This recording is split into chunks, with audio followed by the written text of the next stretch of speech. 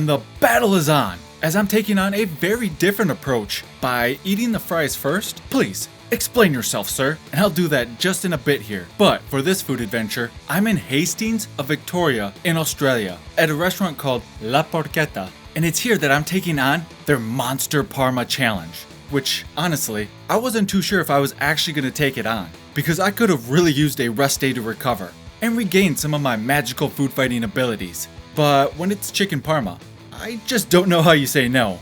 I mean, first of all, you have those big old giant slabs of breaded chicken that are just lathered in some marinara. Then there's just handfuls of shredded mozzarella cheese being tossed on, which I'm fully convinced is the only way to do it for chicken parmas. Then while that's cooking, come that pile of fries, which bonus points here for the fancy looking plate it gets served on. Then after the fries are salted and plated, it's time to throw on those two absolutely gorgeous looking parmas on top. And also add a little garnish on top to finish this beautiful looking masterpiece. So yeah, really don't know how I was gonna say no to this one.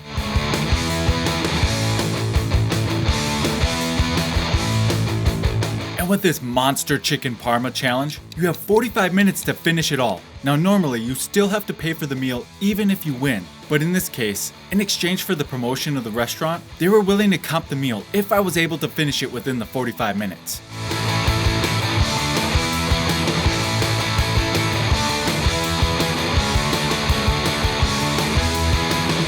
Seeing how incredible that chicken parma looked, as it was oozing with that magma-like melted cheese, I knew I was going to be in for a real treat, which, like most treats, you save it till the end. Therefore, I went with eating the fries first, which I'd also be able to take those down a little bit faster since they were still fairly warm. But there were a ton I would have to get through. Though, when you know you have a hot and juicy chicken parma waiting for you at the end of it, it certainly helps me keep motivated to do my thing by grabbing a handful of fries, smashing them together with my old fry ball method, then going to town and sending them down.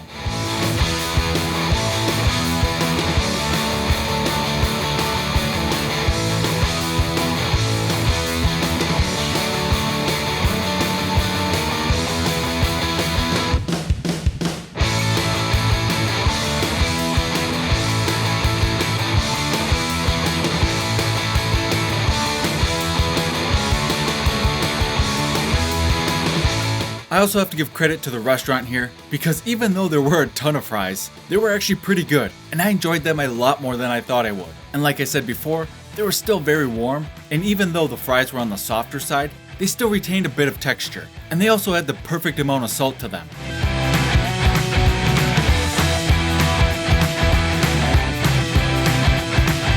Done with the fries in no time, and now it's time to move on to the main event, baby. Man, I was so looking forward to this, and I just grabbed that thing and put it into my mouth as fast as I could, which may have been a little too quick on my part, as that chicken parma was still holding a ton of heat, so I cut it up into a few pieces just so it would cool off faster, which, as you can also see, I cut through it like butter. That's how tender it was, and let me tell you, it was totally worth the wait. This chicken parma, incredible. And like I mentioned previously on this trip, these chicken parmas are quickly becoming one of my favorite challenges to do. I really don't think I need to go into detail about why this is so good, but I'm gonna do it anyways.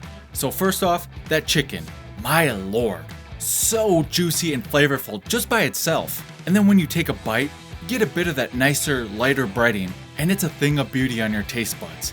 But when you get some of that marinara, along with that melted cheese, it is truly an orgasmic experience with every bite. Just, wow, what a savory treat it is. As I continue to enjoy this heavenly tasting chicken parma.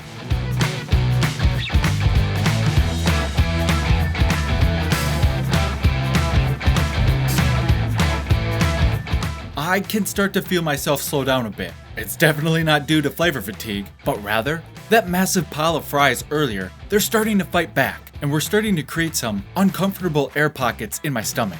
But I continued to press forward, taking more bites of this delicious chicken parma, hoping that some of that would kind of compact those fries down a bit, and then as I eventually switched to my Diet Coke, it would help me burp up some of those air pockets.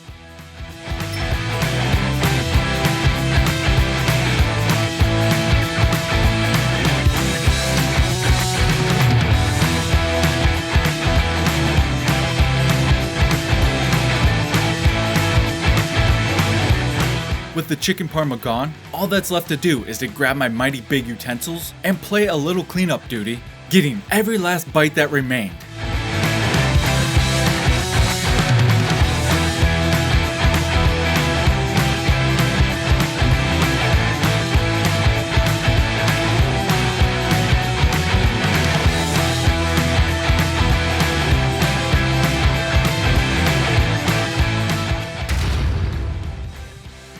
There's only one thing left to do to cap off this delicious food adventure, and that is, of course, time for the post-challenge victory push-ups. And while I bust these out, take a look at this trophy I won, and I found out later that it's actually a piggy bank that even has a slot in the back to fit coins in. And to embark on another food adventure video, tap the video on the screen, or click one of the links in the description down below, and I'll see you there.